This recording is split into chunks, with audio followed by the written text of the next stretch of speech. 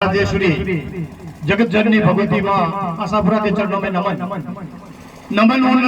सब 8000 वीर योद्धाओं को जिन्होंने इस गिरीश सुमेल की रणस्थली के अंदर अपने प्राणों का उत्सर्ग किया और हम सबको गौरव करने का अवसर प्रदान किया। आज उस बलिदान दिवस के अवसर पर आयोजित इस श्रद्धांजलि सभा में, इस समारोह के अंदर हम सबके बीच में मुख्य अतिथि के रूप में विराजमान आदरणीय पुष्पेंद्र सिंह साहब, इस गिरीश रणस्थली के सामान्य अध्यक्ष आदरणीय हनुमान सिंह साहब और इस संस्थान के उपाध्यक्ष भंवर सिंह जी, समस्त कार्यकारिणी, मंचासीन सभी अतिथिगणों, आज हम सबके लिए परम सौभाग्य का दिन है। एक कवि ने कहा है कि पग पग सूरा देवड़ी, पग पग सत्या थान, मन डर पे पग मेलता रंग है राजस्थान। हम सब उस राजस्थान के निवासी हैं जहाँ के कण कण के अंदर, इतिहास के अंदर वीरता की बातें भरी पड़ी है। आज हम सब उन वीरों को जब याद करते हैं, हमारे रोंगटे खड़े हो जाते हैं कि क्या परिस्थिति रही होगी, क्या स्थिति रही होगी, लेकिन इस मातृभूमि की रक्षा के लिए और जनता के अंदर जो उनका मान था, स्वाभिमान था, राजपूतों के प्रति जो अभिमान था, उस बात को रखने के लिए उन्होंने इस बात की परवाह नहीं की कि ये तो हमको सत्ता के लिए नहीं लड़ रहे, लेकिन एक बात के लिए, स्वाभिमान के लिए उन्होंने अपने प्राणों को हंसते हंसते इस देश के लिए, इस मातृभूमि के लिए, उस बात के लिए बलिदान कर दिया। इतिहास के बारे में हम सब देखते हैं तो हमें एक से एक नए अध्याय मिलते हैं, लेकिन आज हमारे इतिहास को कहीं न कहीं पुनः जागृत करने की आवश्यकता है। आज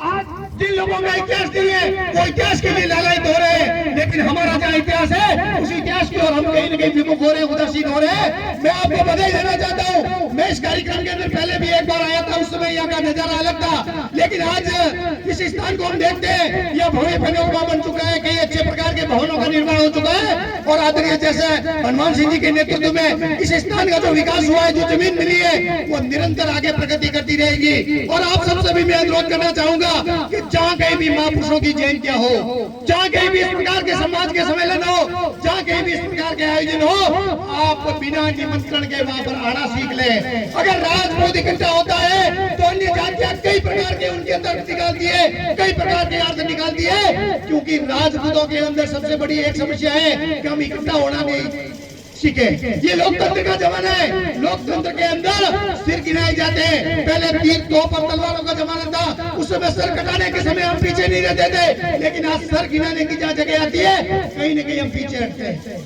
इस बात के ऊपर हमें आज इस अवसर पर संकल्प लेना है कि जहाँ कहीं भी महापुरुष की जयंती हो, मैं तो यहाँ आ रहा था, देखता था आदरणीय हनुमान सिंह जी ने बसों की व्यवस्था की थी, बसों के माध्यम से आप सबको लाए, लेकिन मैं आपसे अनुरोध करूंगा सब आयोजन ऐसे नहीं हो सकते, इसलिए आप जहाँ भी निमंत्रण मिले, सोशल मीडिया के माध्यम से मिले, समाचार पत्रों के माध्यम से मिले, आप स्वयं चलकर ऐसे कार्यक्रमों में जाएं और आप भी गर्व करें और हमारी आने वाली पीढ़ी को गर्व करें। आज मैं बहुत अभिभूत हूँ, इस कार्यक्रम के अंदर मातृशक्ति की जो संख्या है वो 60% से ज्यादा है। जब मातृशक्ति जागृत होती है उस समाज को आगे बढ़ने से कोई नहीं रोक सकता। मैं एक बार आपके चरणों में वंदन करता हूँ, नमन करता हूँ, क्योंकि हमारे इतिहास को आगे से आगे जो जीवित रखने का जिनके ऊपर जो दायित्व है वो सबसे ज्यादा मातृशक्ति के ऊपर है। मातृशक्ति निश्चित रूप से हमारे जो विरोचित गुण थे, हमारे जो संस्कार थे, हमारे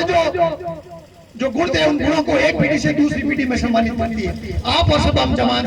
ये जानते हैं कि हमने राजपूत के घर में जन्म लेते ही हम सम्मान के अधिकारी हो जाते हैं। अरे छोटा बच्चा भी हमारा होगा, उसको आदर दिया जाता है, मान दिया जाता है, सम्मान दिया जाता है, लेकिन वो आदर और मान और सम्मान हमारे पूर्वजों के त्याग, तपस्या और बलिदान के पीछे मिलता है। हम भी उनसे प्रेरणा लें और कुछ ऐसा करके जाए कि हमारी आने वाली पीढ़ी भी इस बात के लिए गर्व कर सके कि हमने क्षत्रिय कुल में जन्म लिया है, हम उस राजपूत के घर से है जहाँ सब अनुकरण करते हैं। आप देखते हैं हमारी बोली, हमारा पहनावा, हमारी उठबैठ, हमारे